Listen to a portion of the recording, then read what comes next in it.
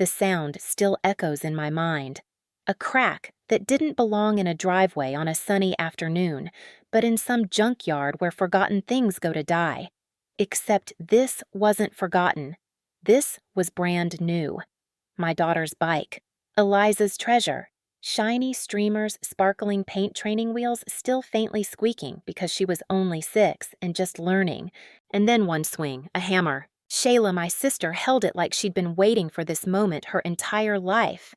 Her lips pressed tight in that sour smile I knew too well. The hammer arced through the air and slammed into the frame, sending a sickening metallic scream out into the neighborhood. Eliza's small gasp sliced through the air right after sharper than the hammer itself.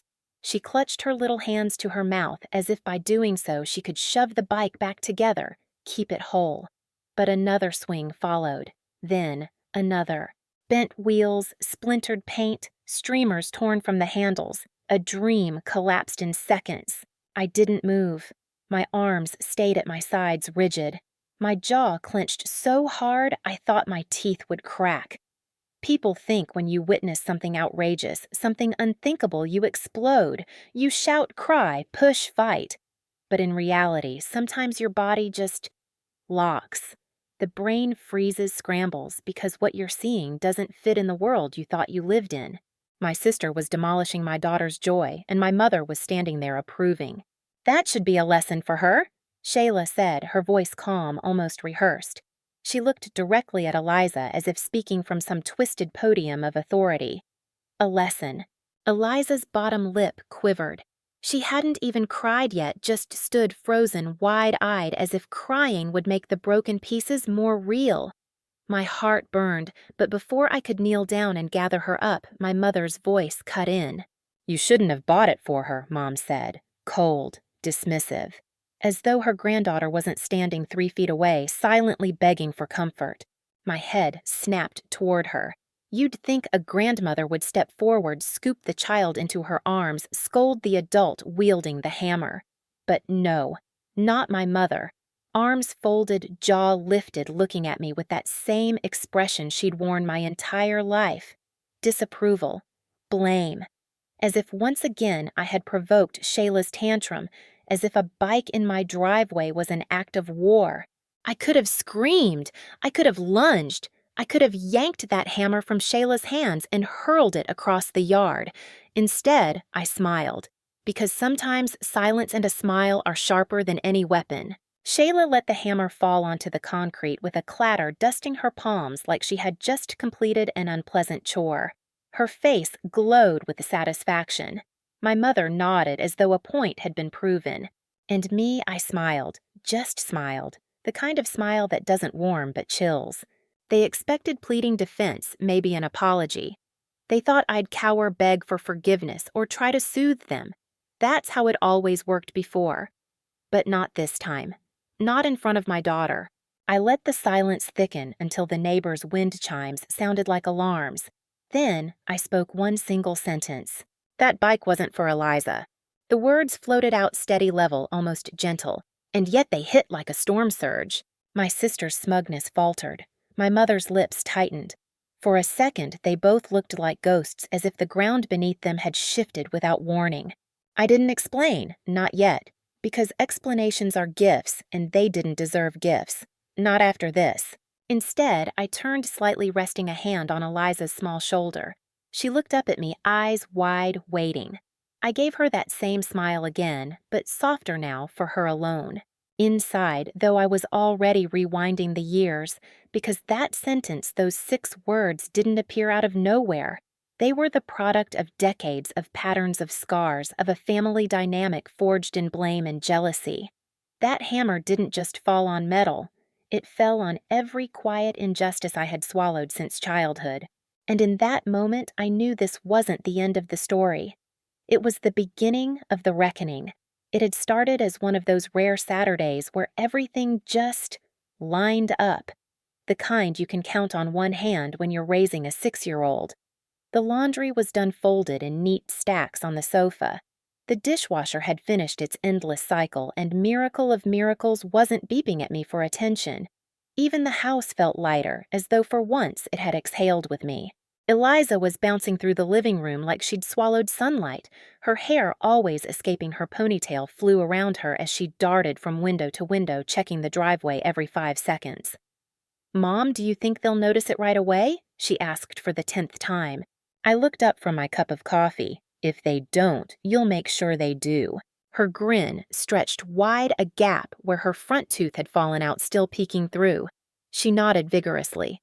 "I'm gonna show them the streamers first, and then the bell, and then how it goes super fast when Daddy holds on the back." The bike gleamed outside in the sunlight like it knew it was about to become the centerpiece of Eliza's tiny universe. Bright red paint streamers like fireworks trailing from the handlebars, a silver bell that still had its price tag dangling until Eliza insisted we snip it off that morning. It wasn't extravagant, but to a 6-year-old it was as magical as a golden chariot. The knock at the door pulled me back. I didn't even have to look, I knew. Because my stomach always did this thing before they came over a small clench, like bracing for an exam you hadn't studied for. I opened the door to my mother and my younger sister Shayla, two figures who had the uncanny ability to turn air into ice. "Catherine," my mother said by way of greeting, her eyes flicking past me into the house as if she was inspecting it for dust or failure. Shayla, 2 years younger than me and forever carrying that chip on her shoulder, offered a smile that was too tight, too rehearsed. And then Eliza crashed into the hallway like a cannonball of joy. "Grandma, Auntie Shayla, have you seen my new bike?" Her voice rang with pride, with hope, with the innocence of believing the people you love will always clap for you. Before I could stop her, she grabbed their hands with her small ones and tugged them toward the driveway. She didn't notice Shayla's expression tighten, didn't hear the sigh my mother gave. Eliza was already halfway to the door, her sneakers squeaking against the floor. I followed slower, watching Shayla's jaw set the way her lips pressed together. I knew that face. God, I'd grown up with it. That was the face she wore when she decided she deserved what wasn't hers, when she couldn't stand to see me or anyone have something she didn't. We stepped into the sunlight, and there it was, the bike. Eliza ran to it, her arms thrown wide like she was introducing a crown jewel to royalty. "Look, look, isn't it perfect?" Her joy spilled into the air, and for a fleeting second I let myself hope. Maybe today would be different. Maybe they'd clap, say how wonderful, and let my daughter's happiness stand unspoiled. But the way Shayla stared at that bike like it had spit in her face told me everything. Eliza's laughter danced in the air as she circled the bike, pointing out every detail with the enthusiasm only a child can carry. She flicked the little silver bell so it chimed, tugged the handlebars so the streamers flared in the sunlight, and even crouched down to pat the training wheels like they were part of a living creature. "This is my favorite part," she said breathlessly, tapping the basket up front where she had already placed a stuffed bunny. "Mr. Floppy can ride too." Her eyes shone like stars, waiting, aching for approval. For a simple "Wow, Eliza, that's amazing." But Shayla didn't move. She stood there, stiff arms crossed, her smile forced so hard it looked painful. I saw her jaw twitch as Eliza's joy filled the space. The envy in her eyes wasn't subtle, it burned sharp and ugly. I'd seen that look before, many times. When I won the school spelling bee in 4th grade, Shayla had accidentally spilled orange juice on my certificate before Mom could tape it to the fridge. When I landed my first part-time job at 16, Shayla told everyone I had only been hired out of pity because I looked too sad. Even at my wedding, when she was my maid of honor, her toast somehow circled back to all the times I got lucky while she got overlooked. Now that same bitterness twisted across her face as she stared at a 6-year-old's bike. Eliza was too young to see it, too innocent. But I did. And my stomach tightened the way it always did when I recognized the storm brewing behind my sister's eyes. "Streamers," Shayla finally said, her voice coated in mock amusement. "That's cute." She didn't mean cute. She meant childish. She meant cheap. Eliza's smile faltered just a little, but she pressed on undeterred. "And the bell daddy says it's loud enough that everyone will know I'm coming." She rang it again, that pure sound bouncing off the driveway, daring anyone to be happy with her. I caught Shayla's expression tighten further, her lips curling downward as if even the sound of joy was unbearable. Her eyes darted toward me, a silent accusation, like I had orchestrated this whole scene to humiliate her. And then my mother spoke, her tone deliberately mild, but laced with that familiar bite. "It's a bit much for a child, isn't it, Catherine? A shiny new bike, you're setting her up for disappointment later." Eliza froze. The words didn't land fully, but she could feel the edge of them sharp enough to nick her joy. I wanted to snap back, to defend, but before I could, Shayla's gaze hardened. She tilted her head, her smile stretching thin. "Let me show you what I think about this," she said. Her voice was calm, too calm, and in that moment, a chill crawled up my spine. Because I knew. I knew she wasn't just jealous. She was about to act on it. The moment she said it. "Let me show you what I think about this," the world slowed. I thought she was bluffing, being dramatic the way she always had been. But then she turned on her heel and disappeared inside my house. I heard her footsteps, quick and sure, moving with the kind of purpose that left no room for hesitation.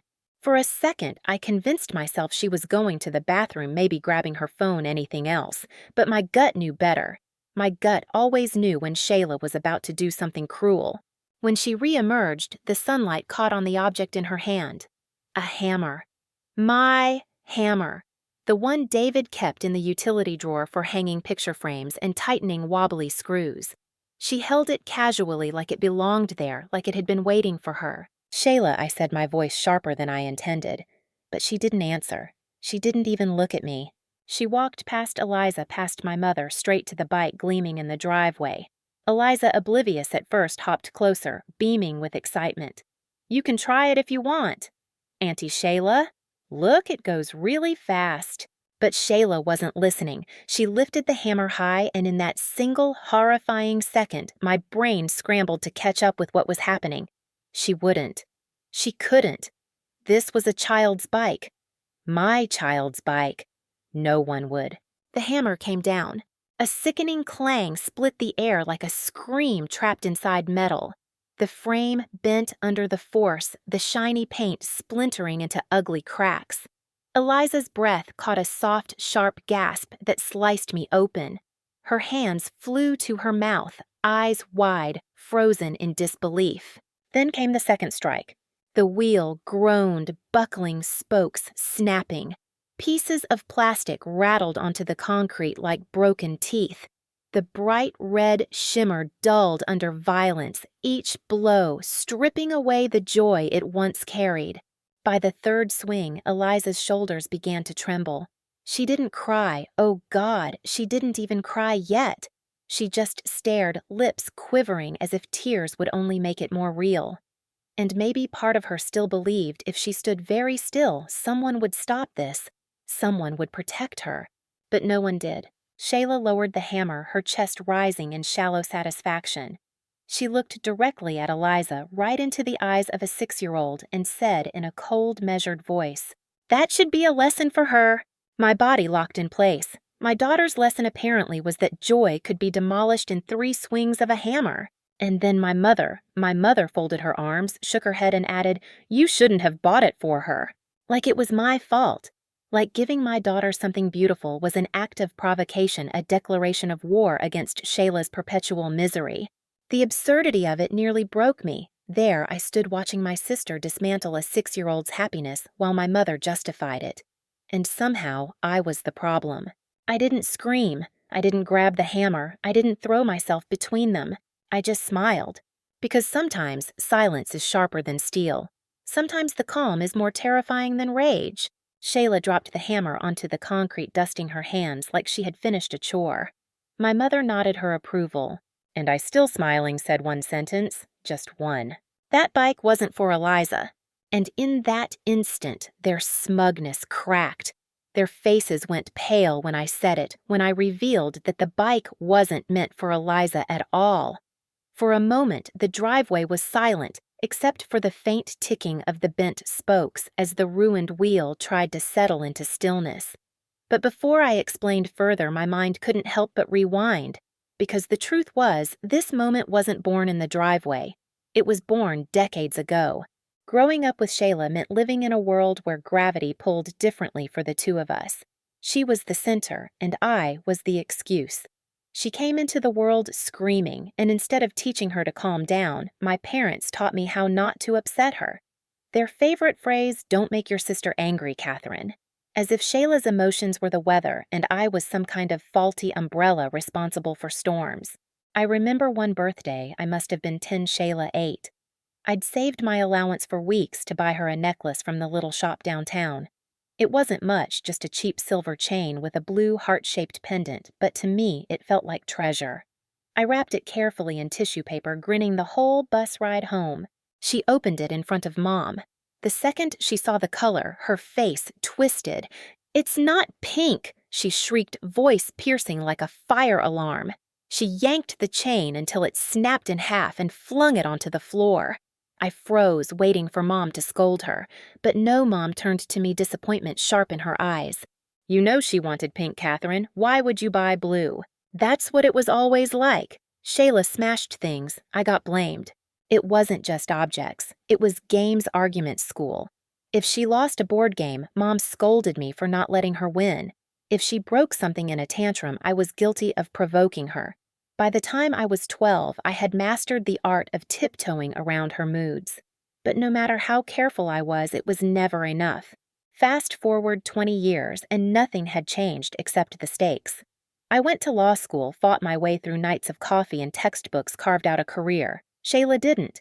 She bounced from job to job, relationship to relationship, never staying anywhere long enough to build a life. And yet somehow I was still blamed for her misery. Because I made more money, I became the family's unofficial safety net. Groceries, utilities, medical bills, if they needed help, I was the first phone call. And at first I gave, thinking maybe if I supported them, the resentment would soften, but it didn't. If I said no, even once, I was branded selfish, stingy, showing off. You'd think decades of this would prepare me for what happened in the driveway, but seeing your own sister wield a hammer against your child's happiness, no amount of childhood conditioning prepares you for that. Still, as I stood there smiling, remembering it all, I realized something. That hammer wasn't just about a bike. It was every tantrum, every accusation, every time I'd been told to shrink so Shayla could expand. And in that moment, for the first time in my life, I decided I wouldn't shrink anymore. Stop.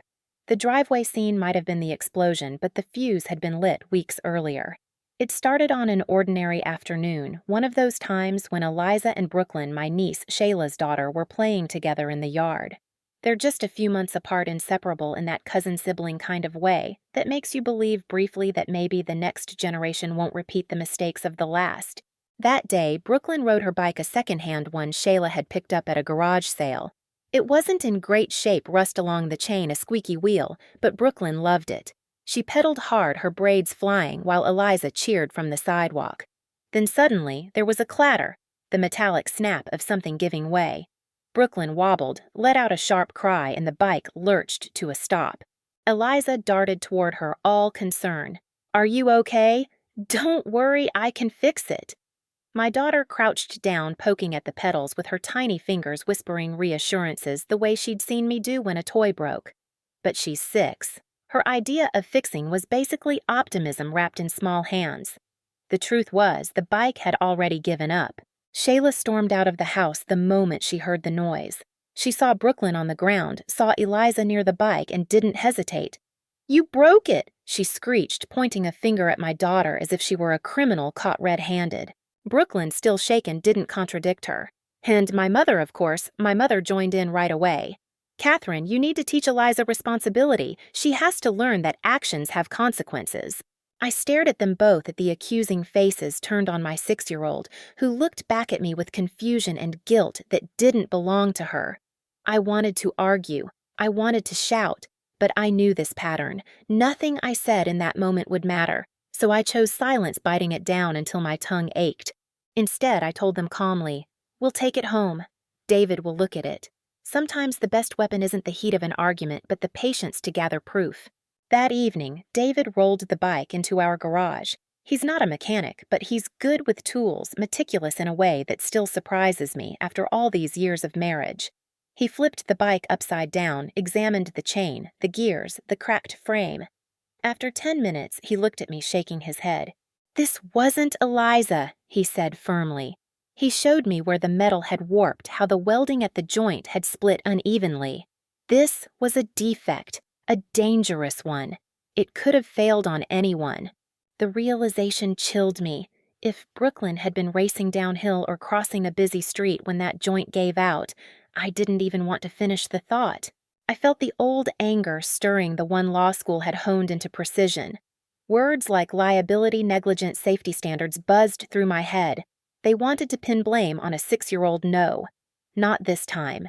I picked up the phone. The manufacturer's customer service rep sounded bored at first, but I didn't let go. I explained everything in detail, emphasizing that a child's safety had been compromised. And when their tone still dragged, I sharpened my words. I slipped in phrases like injury lawsuit and product liability. Funny how quickly that woke them up. By the next morning, my inbox held an apology email and an offer. They would replace the bike immediately. But not just replace it. After I pressed harder, insisting that a simple swap wasn't justice, they agreed to upgrade Brooklyn's bike to the model she had been dreaming about. The one with the pink frame, glitter-striped seat, and light-up wheels she'd begged Shayla for. I read the email twice, a smile tugging at my lips.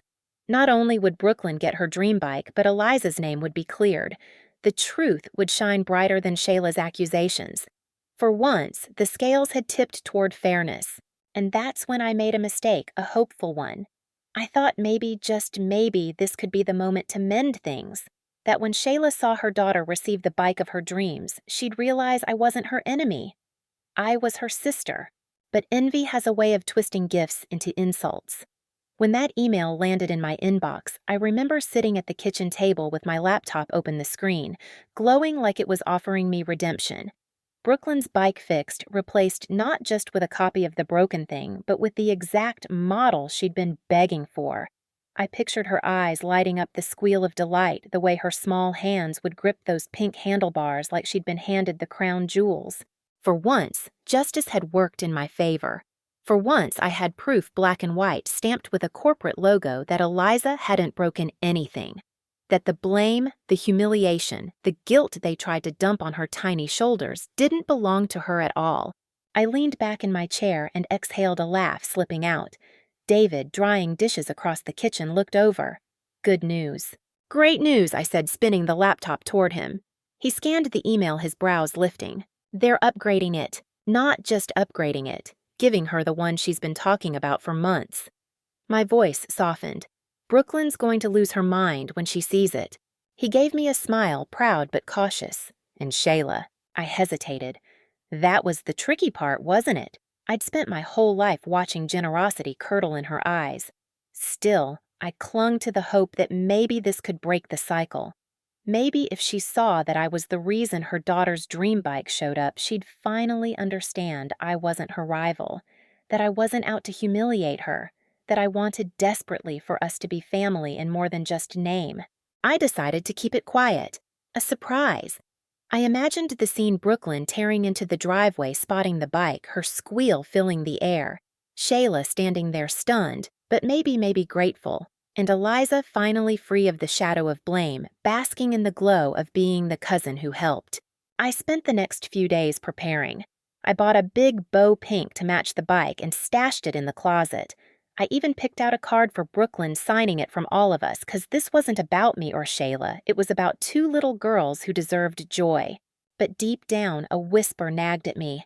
I remembered all the times Shayla had twisted kindness into cruelty, the necklace, the jobs, even my wedding day. To her, gifts weren't gifts. They were insults wrapped in paper. Still, I pushed the doubt away. I wanted to believe in the possibility of healing, even if history told me otherwise. One evening, as I tucked Eliza into bed, she asked Mom, "Will Brooklyn get a new bike soon?" She looked so sad when hers broke. I smoothed her hair back and kissed her forehead. "She will," I whispered. "And when she does, you'll be right there to cheer for her."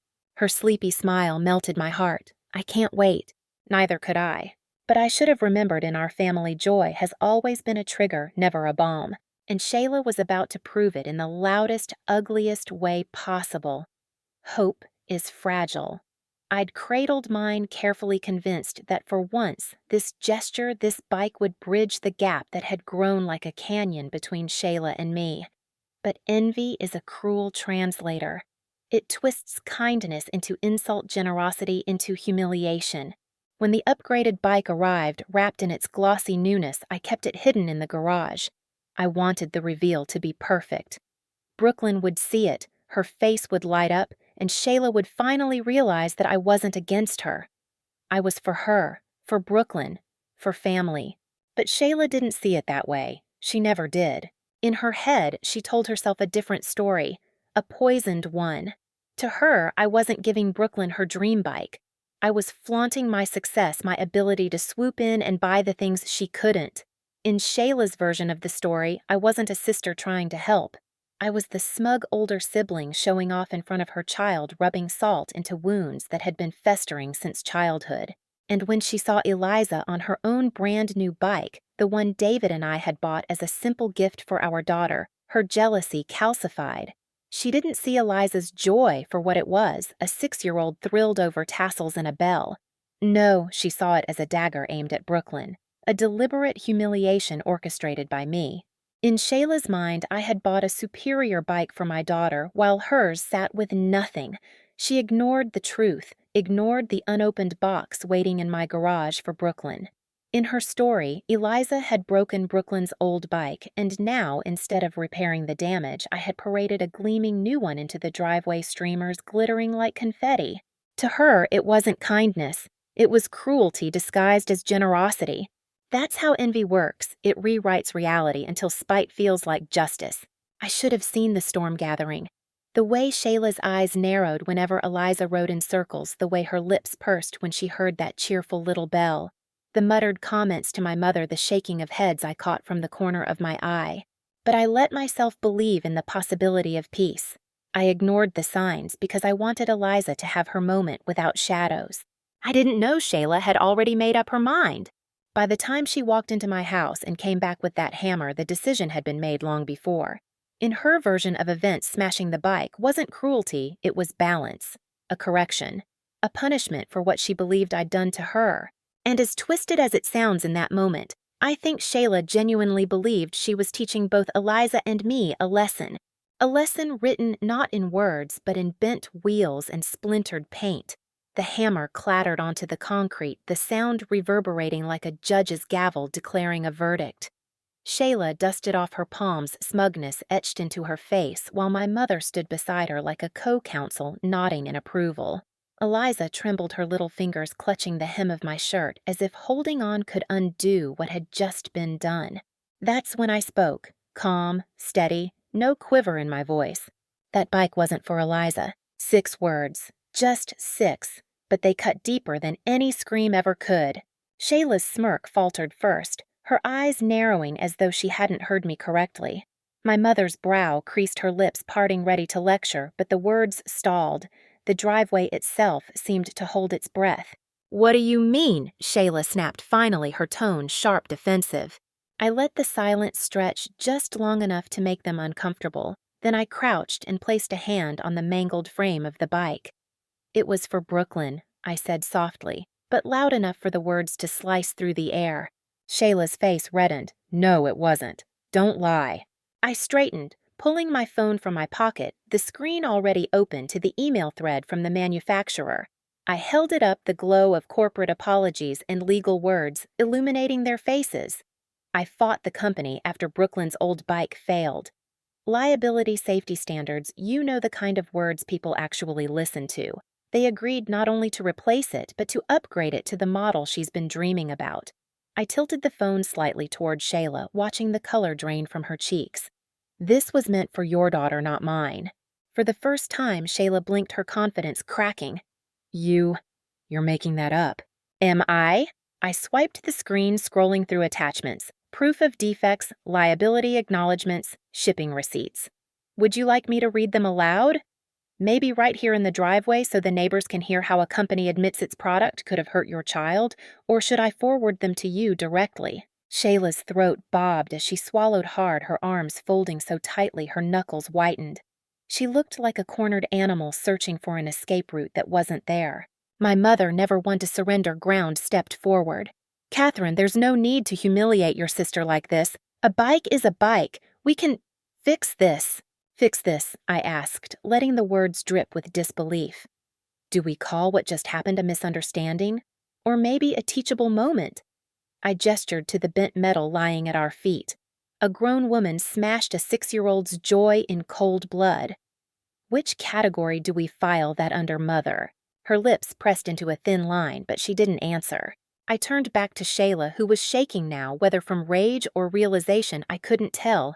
You expect me to believe you did this for Brooklyn? She spat. That you went out of your way for my daughter. No, I said evenly. I don't expect you to believe it. I expect you to regret what you just did. The words hung there sharp and final as Eliza's small hand slipped into mine. I squeezed it gently, never taking my eyes off Shayla. Then I took a breath and delivered the true sentence. Leave. Her head jerked back. What? My house, I clarified, my voice still calm but ironclad. And after that, my life. Leave. The shock on her face was almost comical, but I didn't laugh. I just waited, my silence heavier than any shout. David appeared then, stepping onto the porch. He didn't say much. He didn't have to. His presence was steady, grounding a wall behind me I knew would never crack. He met Shayla's eyes and said almost gently, "It's time to go."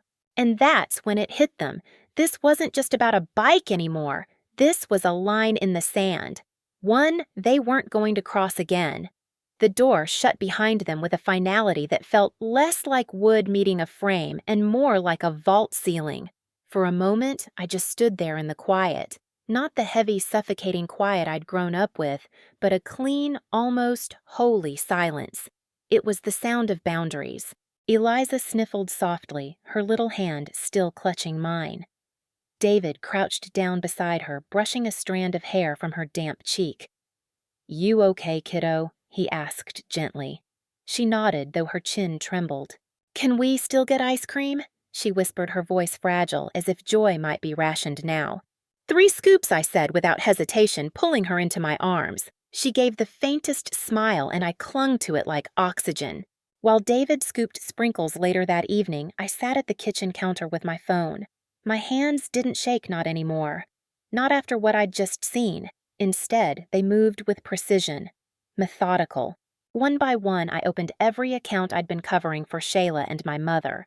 The grocery store app, the utility bills, streaming services, phone plans, even the medication auto refills. All tied to my card. All quietly draining me month after month under the guise of family helping family. Click, remove card, confirm. Click, remove card, confirm. Click, remove card, confirm. Not one text, not one warning. I didn't owe them that. Not after today. It wasn't revenge, not yet. It was survival. I rinsed the bowls while Eliza sat cross-legged at the table, humming happily between spoonfuls of ice cream, and David leaned against the counter watching me. His eyes lingered on the phone in my hand. "You finally did it," he said softly. I met his gaze, a wry smile tugging at my lips. Yes, I finally did. The buzzing started less than 24 hours later. At first it was texts. "We just got a notice. Your card was removed from the account. Why would you do this? Add it back." Then came the calls. "Mom," "Shayla," "Mom again." Each ignored my phone lighting up on the counter like a beacon of desperation. When I didn't answer, the messages shifted. "What are you playing at? This is petty. Put the card back right now." And finally, the threats. "You'll regret this. Family is family. You can't just cut us out." I smiled when I read that one. For the first time, I realized they were wrong. I could, and I had. By the end of the week, the calls slowed, but the quiet wasn't peace, it was plotting. I should have known that. I'd lived with them long enough to recognize the silence before a storm. They weren't done. Not by a long shot. The storm hit me in the most predictable way possible through the family grapevine. It started with a text from my cousin, someone I hadn't spoken to in half a year. "Hey, sorry about the drama. Hope you and Eliza are okay." Drama. The word stung. What had happened in my driveway wasn't drama. Drama was a spat at Thanksgiving over politics. Drama was who brought the wrong casserole. A grown woman smashing a child's bike with a hammer that was cruelty. That was violence. My phone buzzed again. Another cousin, this time with screenshots, and as soon as I opened them, my blood ran cold. There it was, the family group chat I'd muted months ago, still frozen in time with the 2015 reunion photo as its header. A digital cemetery for gossip complaints and now propaganda. In that chat, Shayla and my mother had spun an entirely new version of the story. In their tale, Eliza had broken Brooklyn's bike. I had refused to help, and when confronted, I'd overreacted, cutting off their financial support out of spite. No mention of the hammer. No mention of the driveway. No mention of my mother standing there nodding like Shayla's accomplice.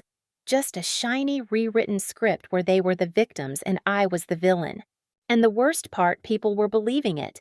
"Oh no, poor Brooklyn," one aunt typed. "That's so cruel of Catherine."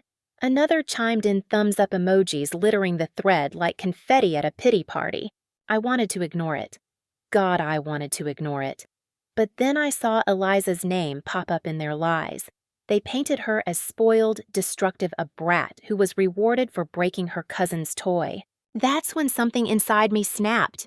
Because here's the truth: I can take being called selfish. I can take being labeled cold. I've lived with those accusations my entire life, but I will not let them drag my daughter into their circus. I will not let them tarnish her kindness, her innocence, her joy. I stared at the glowing screen, fury burning in my chest.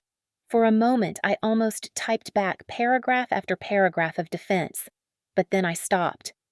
Words wouldn't work here, not against decades of manipulation. What I needed wasn't words. What I needed was proof. And proof, as it turned out, was already waiting for me. The cameras. The small security system David had installed last year after a package theft down the street. One discrete camera pointing right at our driveway. I opened the app, my pulse pounding, and scrolled back through the footage, and there it was, Shayla walking out of my house with the hammer. Eliza's gasp, the metallic shriek of impact, the second, third swing. My mother's voice sharp in the background. "You shouldn't have bought it for her." Crystal clear, unedited, the ugly truth caught in pixels. I downloaded the clip, my hands steady now. I trimmed nothing. No commentary, no edits, no excuses. Just the raw, undeniable reality. And with one deliberate tap, I dropped it into that family group chat with a single line. For the record, that bike was meant for Brooklyn. Shayla destroyed it herself. This is why Brooklyn doesn't have a bike now. Then I set my phone face down on the table and waited. It didn't take long. The chat detonated like a grenade in a tin can. Shocked aunts typing in all caps. Cousins spamming WTF until their keyboards begged for mercy. People who had quietly believed the twisted version now forced to confront the truth in sweatpants holding a hammer. I should have felt vindicated, but instead I just felt tired. Because once you reveal the truth, people don't thank you for it. They just pick sides louder. Vindication is never as sweet as you imagine. The moment I hit send, that group chat lit up like a bonfire. Aunts gasped in all caps. Cousins fired off question marks and "oh my God" ES like fireworks. People who had nodded along with Shayla's lies now scrambled to backpedal their emojis and comments, suddenly shifting tone. And in the middle of it all, Shayla went silent. The kind of silence that isn't surrender, but strategy. It didn't matter, though, because the video had already slipped past the boundaries of that family chat. Someone forwarded it, probably a cousin who couldn't resist. Within hours, it was circulating beyond the family circle. Friends of friends, neighbors. By the next day, someone had posted it on Facebook with the caption, "Who does this to a child's bike?" The comments poured in. Strangers called Shayla unhinged. Some suggested therapy, others jail. And while part of me recoiled at the idea of airing family ugliness in public, another part of me felt a quiet, dangerous satisfaction. For once, it wasn't just my word against hers. The world could see. And apparently one of those viewers was Shayla's husband. I'll admit, he and I had never been close. He always carried the air of a man one sigh away from collapse, weary from life and marriage alike. He never took my side, never interfered in Shayla's messes. But when he saw that clip, something broke in him. He called me. Actually called something he'd never done before. His voice was low, almost hollow. "Is it real?" he asked. "Yes," I said steady, "it's real." On the other end, I heard a long, slow exhale. the kind of sound a balloon makes when it finally deflates after being stretched too long. "Thank you," he said. Then he hung up. 2 days later, the news reached me through the grapevine he'd filed for divorce and custody of Brooklyn. I didn't celebrate. Not exactly. But relief washed over me, quiet and steady, because finally, someone else had seen what I had been screaming silently for years. That Shayla wasn't just difficult, she was dangerous. The fallout was brutal. Shayla's calls came in frantic waves now, not sharp with righteous anger, but soaked in desperation. "You didn't have to post it. You're tearing this family apart." Think of Brooklyn. My mother called too, her voice sharpened with fury. "Yes, maybe your sister overreacted," she hissed, "but how could you humiliate her like this? You've ruined her reputation." I laughed bitterly. "She ruined herself, Mom. I just pressed play." "You don't humiliate family," she snapped. "Funny," I replied. "That's exactly what she did to a 6-year-old with a hammer." The silence on the line was sharp enough to draw blood. Then she hung up. But I didn't care, because something had shifted. The truth wasn't mine to carry alone anymore. It was out there, undeniable, irreversible. And for the first time in my life, Shayla's destruction hadn't landed squarely on my shoulders. This time, it landed on hers. When the calls finally slowed, I sat on the edge of Eliza's bed watching her sleep. The nightlight painted her cheeks gold, her lashes resting against her skin, her tiny chest rising and falling with the steady rhythm of dreams, untouched by hammers or lies.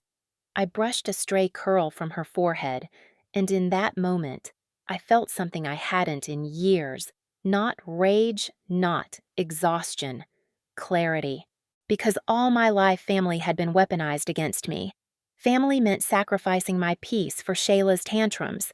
Family meant absorbing blame so she could throw things and walk away clean. Family meant my mother's voice always scolding me for upsetting her golden child, never once asking why Shayla was never held accountable. Family meant pouring money into a bottomless pit of resentment while being told I was selfish for not filling it faster. But sitting there watching Eliza's gentle breathing, I realized something. Family isn't an unbreakable bond written in blood. Family is supposed to mean safety. It's supposed to mean love. It's supposed to mean protecting each other's joy, not destroying it with a hammer. If it doesn't mean those things, then it isn't family. It's just people bound by DNA hiding behind the word when it suits them, discarding it when it doesn't. That night when Eliza stirred, her little voice rasped, "Mom, did I do something wrong?" I bent down until we were eye to eye. "No, sweetheart," I whispered. "You did nothing wrong, not one thing." Her lips trembled, but Auntie was mad. "She was," I said gently, "but people can be mad and still be wrong." She studied me for a second, then nodded, her eyelids fluttering shut again. That simple acceptance, that quiet trust broke me more than any accusation ever had. The next morning, David and I took her out for ice cream, 3 scoops sprinkles spilling over the edges, chocolate smudges on her smile. We laughed louder than we had in weeks, and though the air still carried the residue of everything that had happened, it wasn't heavy anymore. It was lighter, clean. Later that day, while Eliza napped, I opened my phone again. There were more missed calls, more texts pleading bargaining threats, all bleeding into each other. I didn't answer. I didn't need to. Because for once, I had drawn the line and I wasn't stepping back. They wanted me to regret cutting them off, to feel guilty, to crawl back. But as I looked around at my home, at my husband humming softly while washing dishes, at my daughter curled up safe and dreaming, I realized I didn't feel regret at all. I felt free. Free from the weight of being the family scapegoat. Free from the endless cycle of blame and appeasement. Free to redefine family not as something I was born into, but as something I could choose, build, and protect. And so I did. Family wasn't the mother who enabled cruelty. It wasn't the sister who swung hammers at children's happiness. Family was here in this house. It was David. It was Eliza. It was boundaries that finally held. For the first time in my life, I wasn't afraid of the silence. I welcomed it.